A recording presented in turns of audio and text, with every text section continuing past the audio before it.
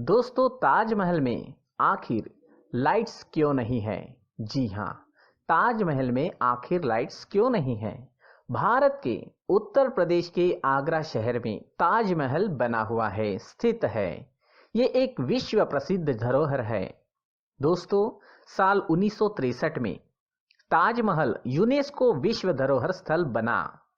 दोस्तों, आपको बता दें कि ताजमहल का निर्माण मुगल सम्राट शाहजहां ने अपनी पत्नी मुमताज महल की याद में करवाया था। जी हाँ, ताजमहल को बनाने में करीब 22 साल का लंबा समय भी लगा था। कहते हैं ताजमहल बनाने के लिए 20,000 मजदूर लगे थे। उनमें से कुछ भारत के थे और कुछ मजदूर अलग अलग देशों से मंगवाए गए थे, और ताजमहल बनाने में लगे हुए पत्थर भी अलग अलग देशों से मंगवाए गए थे। दोस्तों, ये बात आप सभी जानते होंगे कि ताजमहल को बनाने में सफेद मार्बल का इस्तेमाल किया गया है। लेकिन ये जो सफेद रंग होता है वो लाइट को सबसे ज्यादा परिवर्तित करता है। जी हाँ दोस्तों, चलिए जानते हैं आखिर इस सफेद ताजमहल में लाइट्स क्यों नहीं है। दोस्तों, ये बात आप सभी जानते होंगे कि ताजमहल को बनाने में सफेद मार्बल का इस्तेमाल किया गया है। बाद में शाहजहां ने काले मार्बल से भी ताजमहल बनाना चाहा, लेकिन वो पॉसिबल नहीं हुआ था। लेकिन ये जो सफेद रंग होता है वो लाइट को सबसे ज्यादा रिफ्लेक्ट करता है, यानी परावर्तित करता है। अब अगर लाइट्स को ताजमहल पर लगा दिया जाए तो ताजमहल उस लाइट को रिफ्लेक्ट करेगा, और उस वजह से ताजमहल काफी ज्यादा चमक उठेगा। ये बात तो आप सभी जानते ही है। और दोस्तों, इस चमकदार सफेद ताजमहल की तरफ काफी सारे ऐसे इंसेक्ट्स होते हैं, कीड़े होते हैं जो लाइट की तरफ अट्रैक्ट होते हैं। वैसे कीड़े जो हैं वो कीड़े ताजमहल की तरफ अट्रैक्ट होंगे और ताजमहल पर आकर बैठ जाएंगे और उसके पत्थर को नुकसान पहुंचा सकते हैं। दोस्तों, आपको बता दें कि ताजमहल को उसके आसपास का प्रदूषण पहले से ही काफी नुकसान पहुंचा रहा है। तो अब अगर ऐसे में ताजमहल के ऊपर लाइट्स लगा दी जाए तो इससे ताजमहल को और भी ज्यादा नुकसान होगा। यानी कि लाइट्स लगाने से कहीं न कहीं ताजमहल का डैमेज और भी ज्यादा बढ़ जाएगा। इसके अलावा कई बड़े बड़े आर्कियोलॉजिस्ट का मानना यह है कि ताजमहल को बनाते समय इस बात का ध्यान रखा गया था कि ये इमारत रात में चांद की रोशनी में काफी अच्छे से चमक उठे। लेकिन अगर हम रात में ताजमहल में आर्टिफिशियल लाइट्स लगा के रोशन कर दें तो हम इसकी नेचुरल खूबसूरती को कम कर देंगे। इसी वजह से हर महीने पर्यटक रात में 5 दिन ताजमहल की नेचुरल खूबसूरती को देखने के लिए आते हैं और ताजमहल की खूबसूरती को निहारते भी हैं। और अगर ताजमहल पर आर्टिफिशियल लाइट्स लगा के चमका दिया जाए तो टूरिस्ट का अट्रैक्शन खत्म हो सकता है। तो यही कारण है कि ताजमहल पर लाइट्स नहीं लगाई गई है, उसे नेचुरल ही रखा गया है और वो नेचुरल ही बहुत खूबसूरत दिखता है। दुनिया से हर साल करीब 70 लाख लोग दुनिया के 7 अजूबों में से एक ताजमहल को देखने आते हैं। ताजमहल को मोहब्बत की निशानी भी कहा जाता है। लेकिन क्या आप जानते हैं कि ताजमहल के ऊपर से हवाई जहाज भी नहीं उड़ते? जी हाँ, हो सकता है आपको ये सुनने में थोड़ा अजीब लग रहा है, लेकिन ताजमहल के ऊपर से हवाई जहाज नहीं उड़ते हैं। आपको बता दें कि ताजमहल के 7.4 किलोमीटर क्षेत्र के अंतर्गत सभी तरह के हवाई जहाज को उड़ान पर रोक लगी हुई है।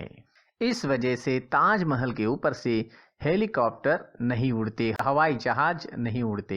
ताजमहल के ऊपर से हवाई जहाज नहीं उड़ते और उसके पीछे का कारण ये है कि ये एक नो फ्लाई जोन है। अब आप सोच रहे होंगे कि ये नो फ्लाई जोन होता क्या है।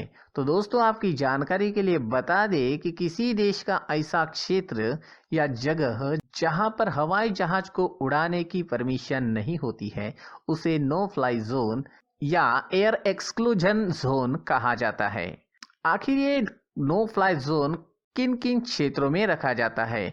कई जगहें ऐसी होती है जहां की भौगोलिक स्थितियां हवाई जहाज के उड़ने के लिए बिल्कुल भी सही नहीं होती है। ऐसी जगहों पर नो फ्लाई जोन रखा जाता है। इसके अलावा कई बार किसी क्षेत्र में लोगों को सुरक्षा देने के लिए, युद्ध जैसी स्थिति में या फिर किसी और वजह से भी सरकार उस क्षेत्र को कुछ समय के लिए नो फ्लाई जोन में रख सकती है।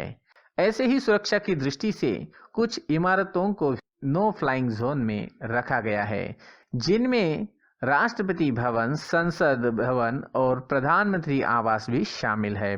दोस्तों, आपको बता दें कि सरकार द्वारा 2006 में एक कानून पारित कर ताजमहल की सुरक्षा के लिए इसे नो फ्लाई जोन में रख दिया है, और जिसके अनुसार ताजमहल के 7.4 किलोमीटर के क्षेत्र में किसी भी तरह के हवाई जहाज के उड़ने में रोक लगा दी गई है।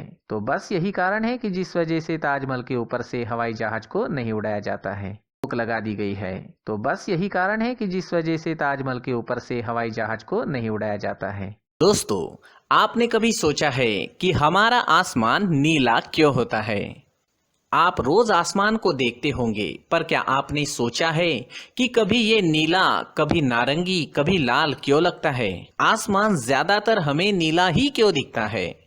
पीला या हरा क्यों नहीं दिखता? बैंगनी, भूरा या गुलाबी क्यों नहीं दिखता है? दोस्तों, इस प्रश्न का हल निकालने के लिए कई वर्ष लगे। कई लोगों ने इसके बारे में सोचा, जैसे कि न्यूटन, मैक्सवेल और थॉमस यंग जैसे वैज्ञानिकों ने इस पर काफी रिसर्च किया है।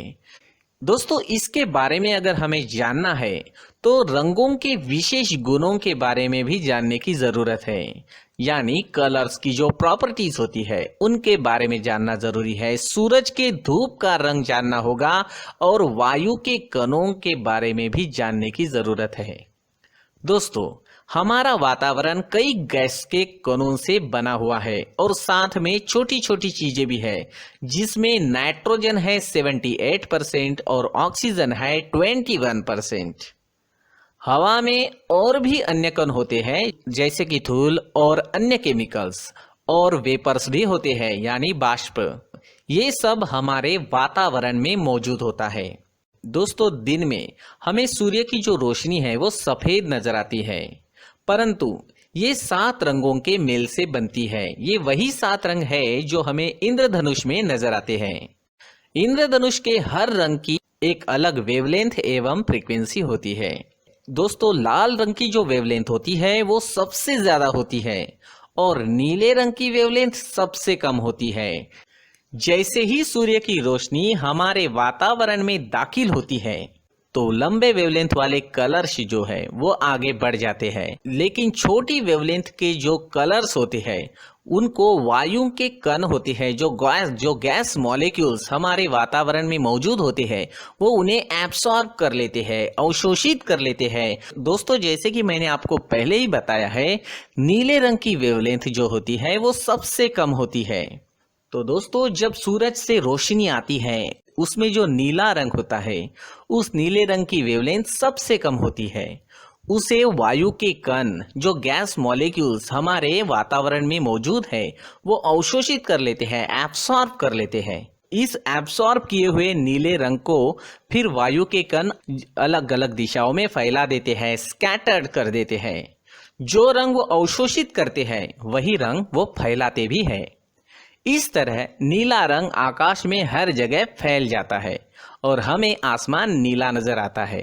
तो दोस्तों, शॉर्ट वेवलेंथ की वजह से, छोटी वेवलेंथ की वजह से वायु के कण नीले रंग को एब्सॉर्ब कर लेते हैं और हर जगह फैला देते हैं। इसके कारण आसमान हमें नीला नजर आता है। दोस्तों, ये वीडियो आपको कैसा लगा? आपकी राय कमेंट सेक्शन में जरूर लिखें। अगर आप चाहते हैं कि ये जानकारी आपके दोस्तों को भी मिले तो अभी इसी वक्त वीडियो को अपने दोस्तों के साथ शेयर जरूर करें। दोस्तों, चैनल को सब्सक्राइब करना और लाइक करना ना भूलें। पूरी वीडियो देखने के लिए धन्यवाद।